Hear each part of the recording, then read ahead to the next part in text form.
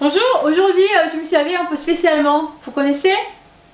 C'est le hanbok, c'est le costume traditionnel de la Corée du Sud. Là aujourd'hui je vous raconte quelque chose de spécial. Le 9 octobre c'est le jour férié en Corée. C'est le nom de Hangul, le jour de Hangul. Qu'est-ce que c'est? Pourquoi on commémore ce jour? On verra plus tard, dans un instant.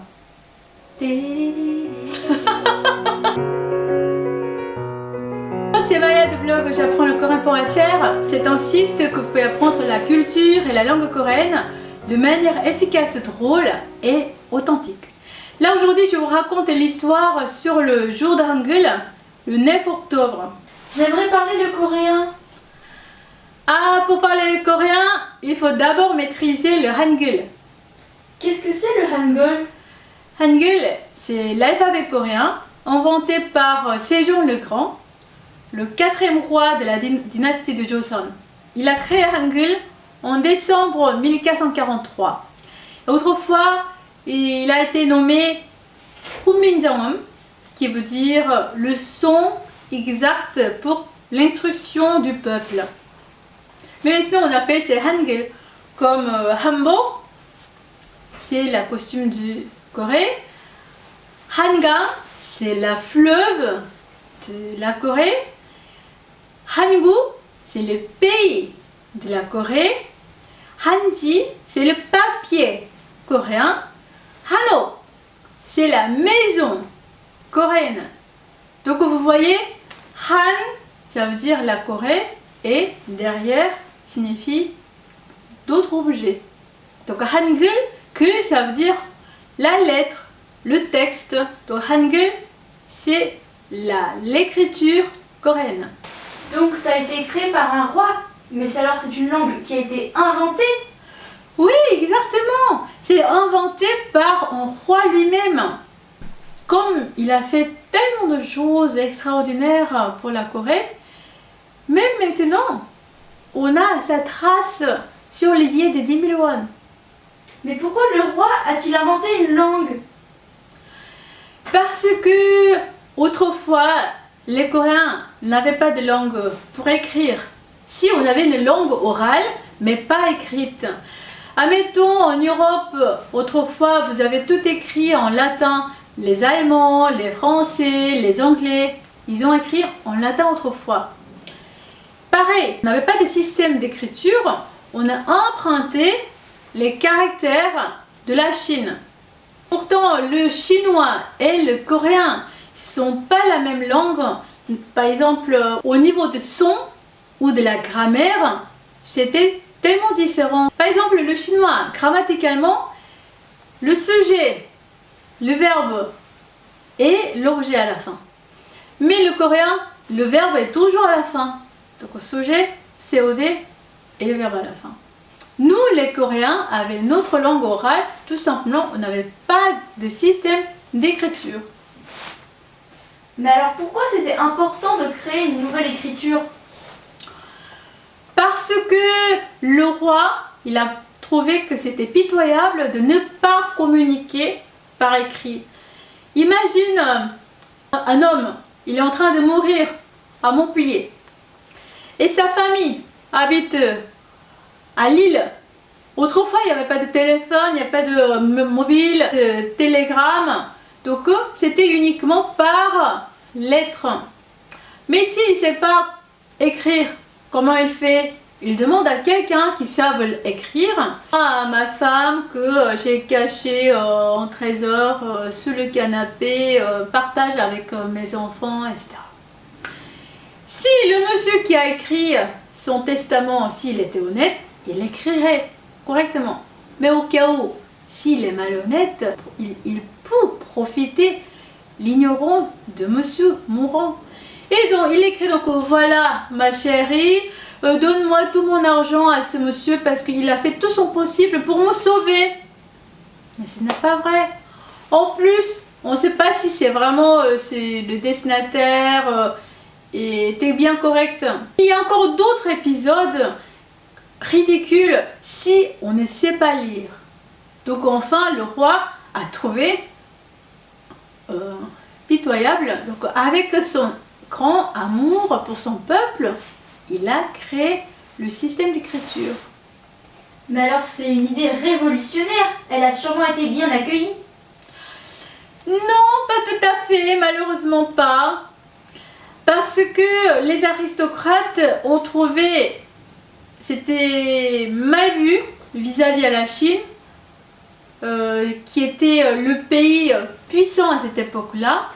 Donc il ne faut pas provoquer la Chine. Et deuxième idée, partout dans le monde entier, c'est universel. Savoir lire, savoir écrire, c'est savoir gouverner. Ça signifie le pouvoir. Donc les aristocrates ne voulaient pas que le peuple sache lire, écrire. Sinon, ils ont pensé que le peuple va révolter pour prendre leur pouvoir. Mais par rapport au caractère chinois, la langue est facile à apprendre pour le peuple? Oui, bien sûr, c'était très facile. Les caractères chinois, il y en a 20 000 ou 50 000. Et puis pour parler couramment dans la vie quotidienne, il faut au moins apprendre 12 000 caractères.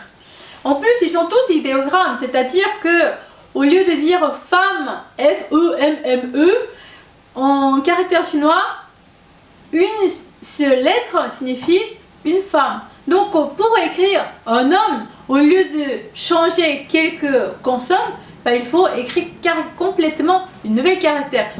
Il y en avait 12 000 ou 20 000 ou 50 000.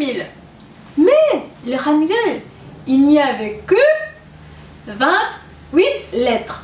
Avec 28 lettres, on pouvait écrire environ 11 000 syllabes.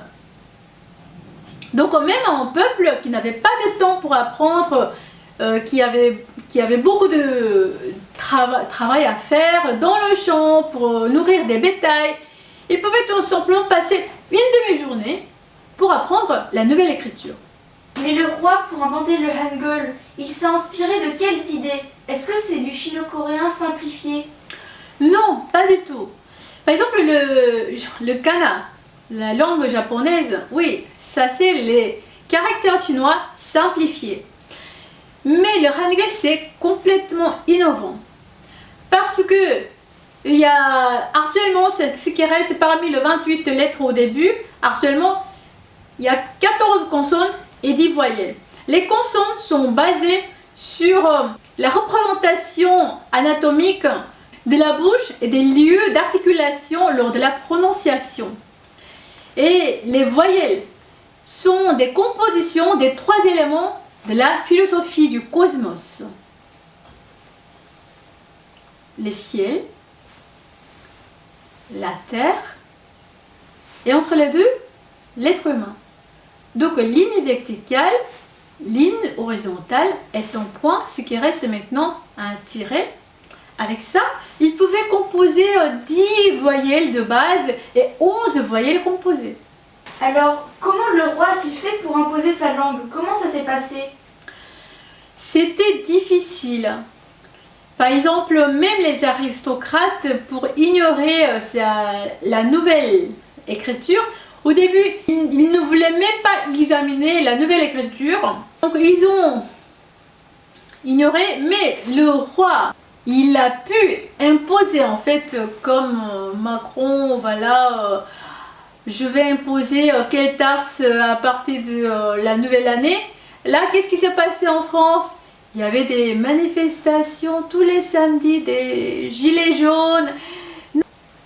Mais le roi Zedong, malgré son pouvoir absolu, il a attendu, il a discuté, il a persuadé tous ses opposants. Il a expliqué pourquoi c'est nécessaire, pourquoi, et puis ils ont discuté, argumenté pendant 3 ans. Donc je vais résumer les 4 caractéristiques du Hangul. Première, le côté humanitaire. Sejong le Grand a inventé une nouvelle écriture par amour pour son peuple. Et deuxième, le côté original. C'est une langue unique au monde parmi 120 système de langue actuelle vivante. C'est une seule langue au monde qui a un créateur, sa motivation et sa date de création et son manuel. C'est pour ça le manuel de Hunminjeom, qui s'appelle Hunminjeom Herebon, c'est inscrit au registre mémoire de l'UNESCO en 1997. Troisième, le côté révolutionnaire. La façon de création était inédite. Quatrième, le côté démocratique. Malgré son pouvoir, il a attendu tous ses opposants soient d'accord. Et le côté logique. Pour la création et pour la composition de chaque syllabe basée sur une logique, ce n'est pas au hasard, il a trouvé un symbole par hasard, non, c'est basé sur des logiques. Après une consonne, une voyelle, après une consonne, voyelle, une consonne, une voyelle. Et ce qui est intéressant de savoir, les consonnes en chino-coréen, 자음, c'est-à-dire le son de fils. Alors les voyelles, les sons de la mère. Parce que sans voyelle, une consonne ne peut pas se prononcer. C'est-à-dire, un fils ne peut pas être né sans maman. C'est marrant le nom. Voyelle et consonne et voyelle. Consonne, on dit 자음 et voyelle, c'est mom. Donc, chaque syllabe est une composition de son fils, maman, son fils, fils, maman, fils ou fils, maman. Si vous souhaitez apprendre le Hangul, je mets en lien de mon e-book Petit cahier d'écriture coréenne. En écrivant, en parlant, en regardant, en écoutant, vous pouvez maîtriser le Hangul en 3 semaines maximum. Voilà, je mets le détail dans la description sous la vidéo. Je vous souhaite une très bonne journée. On se verra dans une autre vidéo. Au revoir. 안녕히 계세요.